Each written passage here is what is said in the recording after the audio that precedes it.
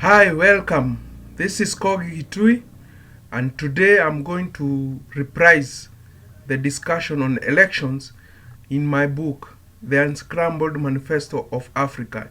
You can find it on Amazon.com. Today, let us reprise that section briefly. Uh, Due to the polar nature of elections in Kenya and in Africa, Kenyans have found themselves time and again in conflicts that have neared to collapse into a civil war, and these have caused many, especially in the middle class, not to participate in the exercise. This manifesto proposes an introduction of an election license renewed every 10 years, and which has no equal strength across the participants of the election license exams.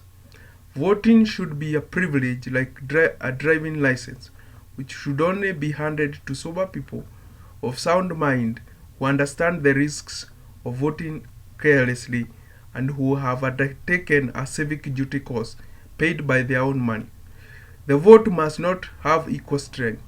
If a participant in civic duty course has passed with distinction, his or her vote should have a strength of 500 normal votes, and the clarification should follow suit down the line of performance, whereby the participant who only manages to get a pass should have a voting strength of 50 normal votes. The other people who have failed or who do not wish to take part in the civic duty course should have a retained strength of 1 in order not to subvert their civic human rights in participating in elections. As to the details that entail the preservation of life for those that yield more normal votes, every performance returns should be made secret to the individual only, and the participant handed a digital or a physical seal of proof of his strength of vote, which shall be imprinted to his or her normal voting ballot during the voting exercise. This will prevent politicians narrowing down to people who have more strength votes by virtue of their recognition, and therefore avoid the coercion that might result or elimination if such a holder has already shown anti-status against the said politician. And in order to prevent self-aggrandizing or self-advertisement of a person with 500 strength vote seeking favors from participating politicians, the results of the civic duty test should only be conveyed with a digital imprint, physical seal that is only understood by the electioneering body, so that the 500 strength voter or the 50 strength voter should not at any time between the 10 years know that the value of his or her vote. As to why this manifesto envisions a classified voting exercise is to cure the inherent and innate circumstance brought about by mass equal voting, for even some have said that the intelligence quotient IQ of any mass populace is equal to the least IQ of the beholder in the mass. This manifesto seeks to cure that by allowing those with higher IQ to have more say in decision-making process of who is to lead the country and the various constituencies, etc. We want to entice the best brains to feel comfortable during elections, for their vote can override 500 or so normal people who fail in their civic duty course exams.